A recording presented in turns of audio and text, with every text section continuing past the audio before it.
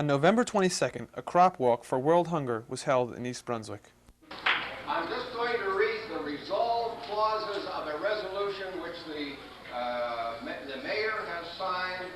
It is now, therefore, I, William Fox, Mayor of the Township of East Brunswick, do hereby proclaim November 22nd, 1981, Crop Sunday in the Township of East Brunswick, and I call upon all citizens of our community to share in expressing our concern for hungry people by walking or by sponsoring a walker.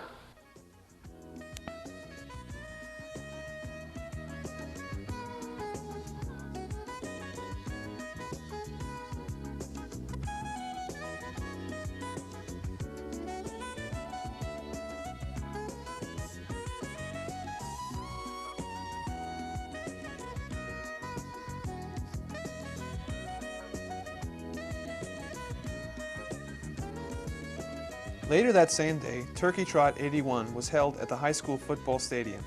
East Brunswick residents of all ages raced for the chance to win a Thanksgiving turkey.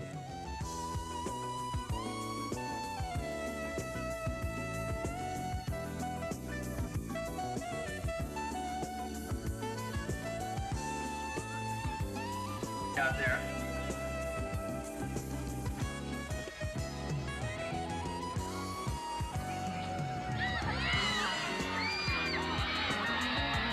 The winner of the second grade America, Milo, congratulations.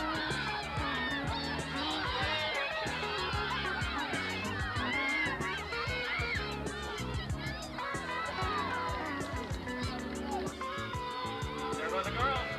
Third grade girls.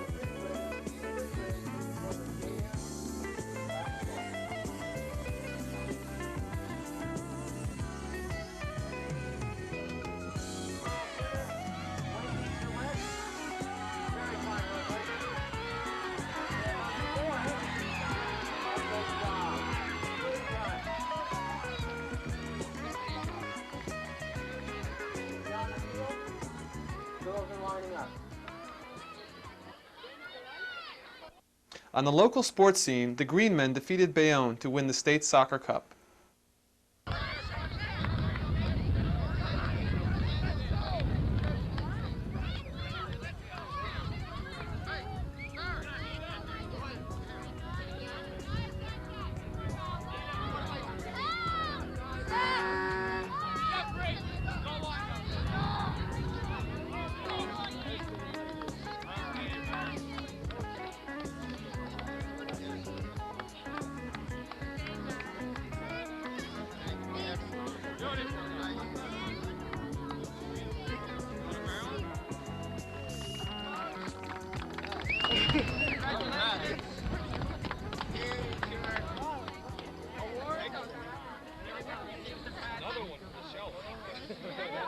I want to say, first I want to thank you for not coaching them this year. Otherwise I wouldn't be here.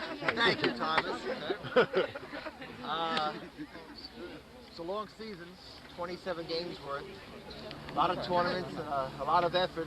I figured it out, I think it was 120 hours of soccer. Came a long way, I think. Played very nicely. I want to thank Bayonne. They played very nicely. It was a very nice game. I enjoyed both Bayonne games.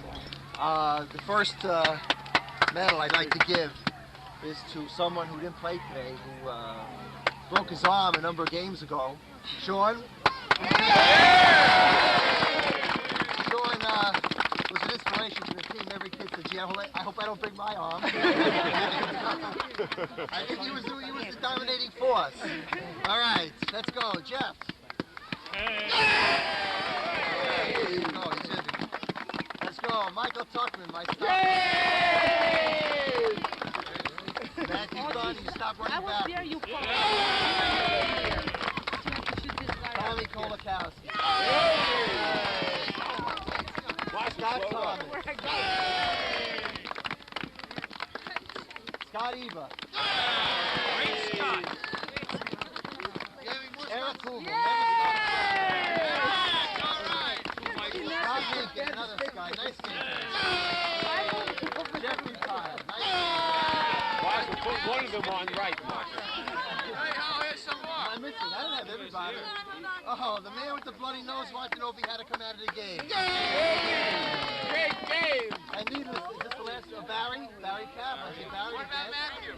Did I miss anybody? Oh, my goalie. Golden goal, Michael. And now to the one who, my biggest critic, Matthew Cohen.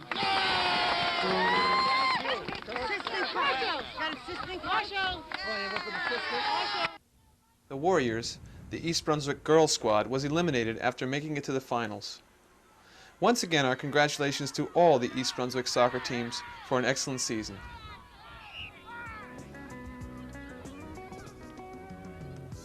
Come on over here, Warriors. Get some water and let's go.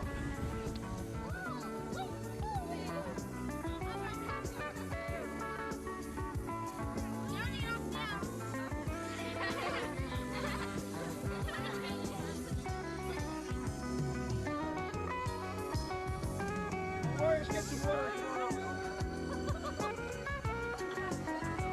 No, you did it right.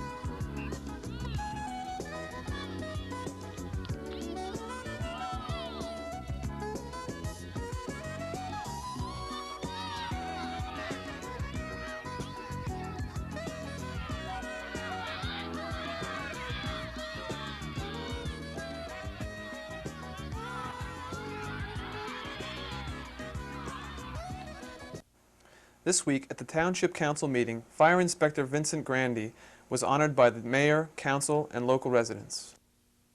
In recognition of Vince's being named the Fire Prevention Man of the Year by the New Jersey State Fire Protection Association. Before I read it, I would just like to say that one of the really satisfying things about being in Village Life is that you come in contact with and have the opportunity to work with many fine professional people, and Vinny is one of those. I know of no one who is more diligent in pursuit of his duties and more conscientious in serving the public of East Brunswick. And I can think of no one who is more deserving of an award than you have. So I have this resolution for the council's consideration.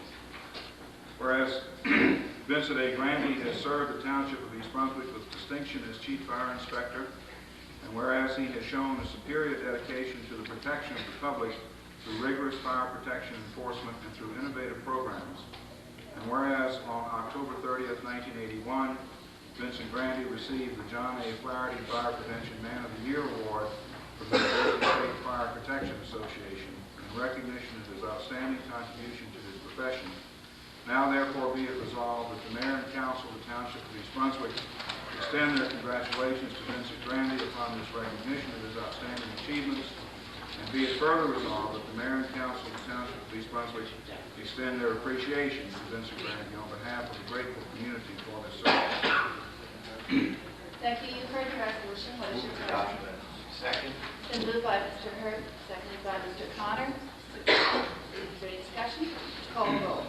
Mrs. Blackman? Yes. Mr. Hurt? Yes. Mr. Hudak? Yes. Mr. O'Connor? Yes. Mrs. Weber? Yes, I declare the resolution adopted. Congratulations.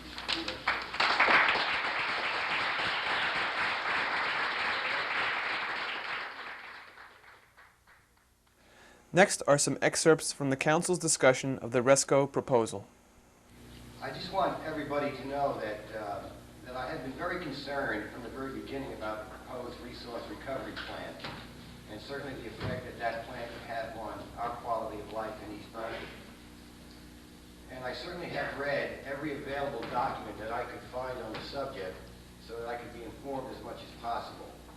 I've listened intently to every resident that I've talked to on this particular subject, and I have supported the referendum that we are voting on tonight, and that is the public question that is before us tonight.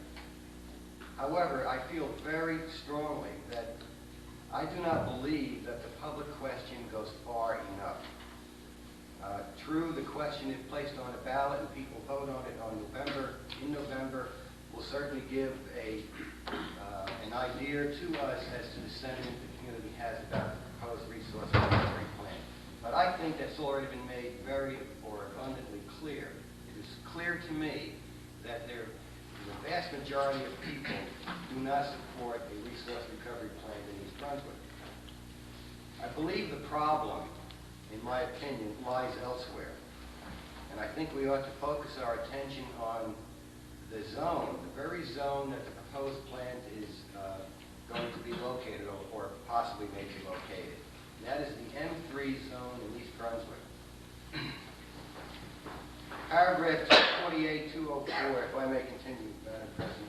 Paragraph 228-204 of the zoning code provides that heavy industrial operations, including landfills, may be permitted in the M3 zone only if the planning board grants a conditional use permit. And that is, there are strings attached to granting that permit.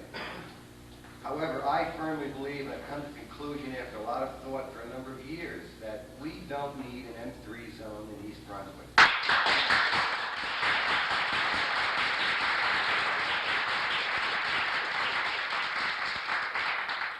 As far as I'm concerned, the very existence of an M3 zone, there'll always be a problem cropping up. If it's not for resource recovery, certainly will be some other heavy industrial facility that wants to locate here. In my opinion, I think the M3 zone ought to be eliminated, and therefore any applicant would have to go before the zoning board for approval. And variances for which the applicant would have to look for, variances in New Jersey are extremely hard to come by. I believe that this particular option, eliminating the M3 zone, East Brunswick here would have more control over this particular kind of situation if we eliminated the M3 zone.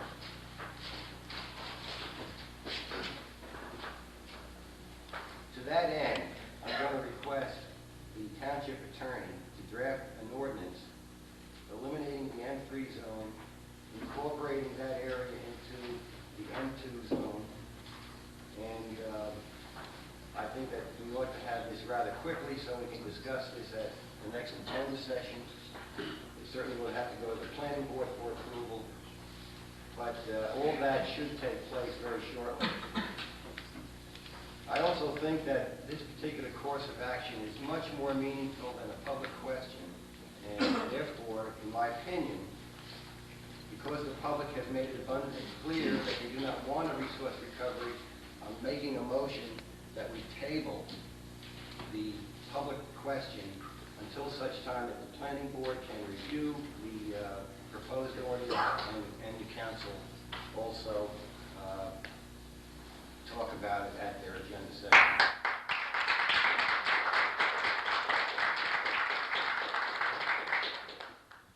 So, in essence, you want to substitute a zoning change to eliminate the possibility of heavy industry in that zone Well, for the referendum.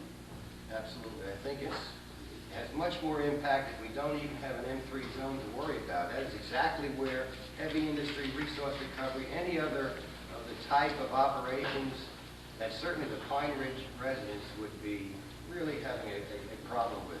I can absorb what Mr. O'Connor is saying. He says that a resource recovery facility located on this spot on Edgeboro Road would be in the M3 zone. And the only way it would get there would be if the planning board issued a conditional use permit. And he's now talking generally not about any one applicant, but he's talking about the entire M3 zone. And maybe in response to your question, if I could elaborate what a conditional use permit is, since it's not something that everyone was born knowing. This means that it's not permitted and it's not prohibited. It's somewhere in between. And if someone comes into the M3 zone with any use that's not specifically permitted, they go to the planning board and they have to meet certain criteria, which I guess is what Mr. O'Connor is objecting to. And if I can, Mrs. Weber, I would just refer to what they are. Mr. O'Connor referred to them generally. It says that all permitted manufacturing uses may be granted by the planning board upon issuance of a use permit, which is granted after proof is submitted that no danger to life, limb, or property is created beyond the limits of the lot, no objectionable noise, smell, smoke, dust, gas, glare, etc. is emitted. That sounds like it's pretty good protection, but all that does, it gives you protection from the negative impact of any heavy industrial use that might come into the M3 zone. If I understand Mr. O'Connor's proposal, that's not good enough. He, in effect, wants them to have to go and get a use variance, right? Exactly. And the use variance would require all the things that I just said as far as satisfying the negative criteria, plus one very important item, which I guess is implicit in what Mr. O'Connor is saying, and that's, it would have to satisfy positive criteria that it's an absolute good thing. Under the zoning laws, a use variance has two sets of criteria, negative and positive. And for positive, it has to either be inherently beneficial across the board for the general public or uniquely suited to a particular lot, but again, beneficial. So I think what Mr. O'Connor is saying does not prejudice this council, if you take that route, or the planning board, or the administration, because he's not really saying eliminate Wheelabrator Fry. I think he's saying eliminate heavy industry in East Brunswick. And then you go back to, and I think you also said to put it in as M2. We do have industrial zones. It's not a question of cutting out all kinds of ratables. And M2 includes everything that's in the M1 zone. And we do have various manufacturing, research, testing laboratories, other heavy uses, which I think will be ratables. And I think that what I originally had said, and we really talked about it in the application by the pornography store, that you shouldn't take a position in advance because you might be embarrassed in court when you're cross-examined. Mrs. Weber, I think you were able to say in court that you hadn't taken a position. I don't think you've taken a position on any application if you're moving to eliminate an M3 zone. So in answer to your specific question, I don't think it's prejudicial. Because it's not a specific application. It's a whole You're zone. really recommending that the planning board rezone. The way the amendments to the zoning ordinance have to go would be to the planning board. If they disagreed with you, you could override them by a simple majority of the council 3-2. And I have no idea, what would happen. Presumably that could be placed on their agenda for their, I don't know, for the next agenda meeting or the one after.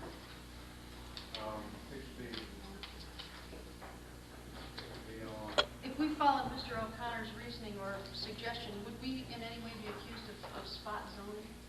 That's a concern that we... I think if you took one lot, the one lot that we referred to in the referendum, and said you wanted to call that something other than M3, say P1, planned industrial, in the middle of a surrounding area that remained M3, that would definitely be spot zoning. But Mr. O'Connor is not saying rezone this lot. He's saying get rid of the M3 zone altogether. Right. So if you do that, I don't think you have spot zoning. I think many of the uses down there, and we might want our planner, Mr. Hintz, to tell us about it, many of the uses may be permitted uses in an M2 zone anyway. So it's not as if you're creating a bunch of non-conformities. So Nancy, I don't think it's spot zoning. I'd just like to make one response. I guess we're going to have to vote on this. No, there's nothing to vote on. Well, I'm Well, there's a voting motion to this. table. Yeah, it's a motion to table. You have a motion to table? Motion to table the second reading for the public question. Right, and then we're also going to, if Mr. O'Connor's suggestion holds, we're going to be directing people to do things. And I think that assumes, too many times lately it's been assumed because people haven't spoken out that they somehow agree or that they are in concert. And I don't know at this point whether I am or not, and I would be awfully interested in Mr. Hintz's opinion on what the effect throwing out the M3 zone altogether would be. I would hate to throw out the baby with the bathwater, and that's a concern. I think we ought to be very careful before we eliminate a whole zone simply to deal with a specific problem. So that's I'm suspending judgment until I hear what the planning department and the planning board feel about this. All right, well, as far as I understand, Mr. O'Connor's suggestion or the motion is to table. If there's a second and we vote on that, then if we schedule this discussion for the next agenda session, we could bring it back off the table if in fact we didn't agree with the eliminating the M3 zone. Mr. Burke? In listening to Mr. O'Connor's comments, I have to completely agree. I think that we've discussed potential zoning of the northeast quadrant of East Brunswick for a long time and found it a very difficult area to cope with. Like Mr. O'Connor, I don't think that I need a public referendum to tell me what the community sentiment is on resource recovery. But more important than that, I think it's important to realize what Mr. O'Connor is indicating, and that is the elimination of the M3 zone, which, in my mind, was never compatible to the residential zone to begin with. The only reason in our minds right now that where it is because we're not sure of what zone would best be handled in that area. And the M2 zone is certainly a step downward in terms of intensity, and I would totally agree with it. While today it may be resource recovery, tomorrow it could be any type of heavy manufacturing, and that would also be offensive to a residential zone, no matter what it may be. It may have noise, it may have pollution, it may have any combination of those items. So in that regard, I would second the tabling and pass judgment on, as Mrs. Leffman indicated, pass judgment on the deletion of the M3 zone when we have our planning director come before us and explain the ramifications of deletion. Any other comments? Mr. Hudak?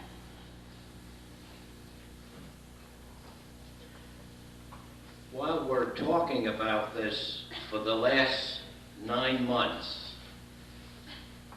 plans have been made through the county to see that the resource recovery goes into East Brunswick.